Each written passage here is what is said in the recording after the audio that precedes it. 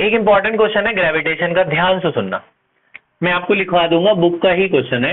एक equilateral triangle है बेटा,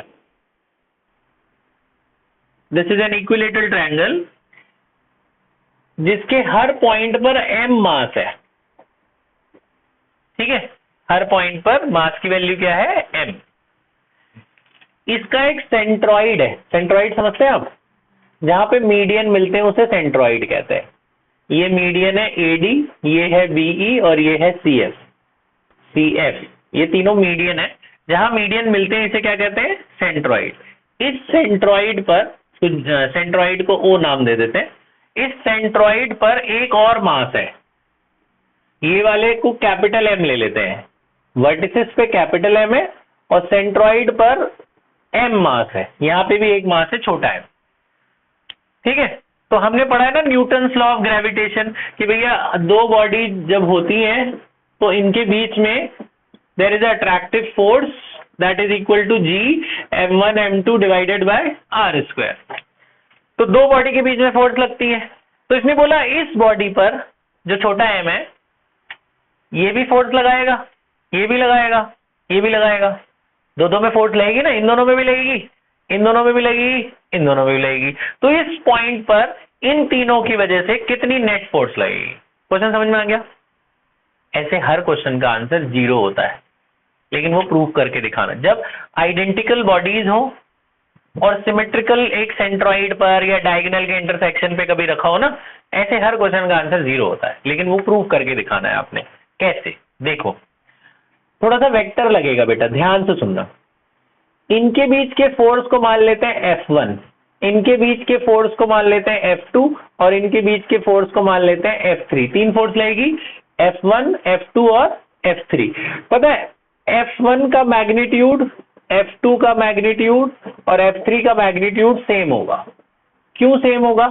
देखो फोर्स का क्या फॉर्मूला होता है, G m1 m2 divided by r square. देखो ये रहा m1 और यहाँ पे m2 है, m2 क्या है, छोटा m, m1 m2, G m1 m2 divided bye इस डिस्टेंस का स्क्वायर, इस डिस्टेंस को r ले लेते हैं, r का स्क्वायर।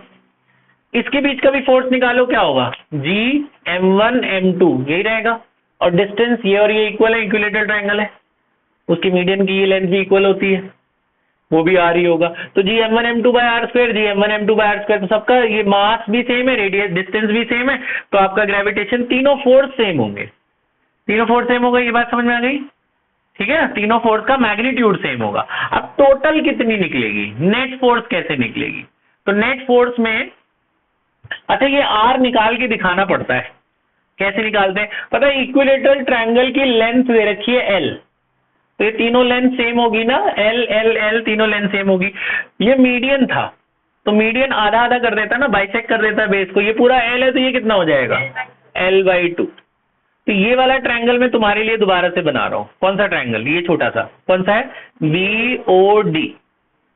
इक्विलेटरल का पूरा एंगल कितना होता है, 60 60 60, बेटा बोर्ड की तरफ ध्यान। इक्विलेटरल ट्रायंगल का ये पूरा एंगल कितना होता है, 60, तो आधा एंगल कितना हो जाएगा, 30, ये वाला एंगल क्या होगा, 30। ये लेंथ कितनी है, l/2, तो ये डिस्टेंस को आपने r माना था, याद है? इस डिस्टेंस को आपने क्या माना था, r, ये r था ना, ये भी r होगा, ये भी r होगा, तो इसको r मान लेते हैं। ये r निकाल के यहाँ डालना पड़ेगा। r कैसे निकालोगे, ये बेस है, ये परपेंडिकुलर है और ये क्या है, हाइपोटेन्यूज। बेस अपॉन हाइपोटेन्यूज क्या होता है, cos थीटा, पढ़ा है सबने? बेस की वैल्यू कितनी है, l/2, हाइपोटेन्यूज क्या है, r, थीटा कितना है, 30, cos 30 क्या होता है, √3/2, cos 30 √3/2, ये 2 से 2 कट गया, यहां से r निकाल लो। r की वैल्यू कितनी आई, l/√3, ये r पहले निकाल लेना, फिर इसमें पुट कर देना, इसमें ये r की वैल्यू ये डाल देना। r की वैल्यू कितनी है, l/√3, है ना? क्या हो जाएगा, G mm, क्या होगा, l², नीचे √3 का स्क्वायर क्या हो जाएगा, 3 ऊपर चला जाएगा बेटा। क्या बात समझ में आ गई? उसके बाद ये क्वेश्चन बहुत आसान है। उसके बाद क्या करना, ये देख रहे हो आप, इन तीनों फोर्स को मैं दोबारा बना रहा हूं तुम्हारे लिए। ये है F1, इधर से कौन सा आ रहा था, F1, यहां से क्या जा रहा है, F2, इधर से क्या जा रहा है, F3, F1 F2 F3 दोबारा बनाया। ये वाला पॉइंट क्या है आपका, O, ठीक है? इसको बढ़ा लो, ठीक है, और यहाँ इसके पैरेलल यहां से एक लाइन खींचो, पैरेललोग्राम टाइप बना लो। पैरेललोग्राम बन गया।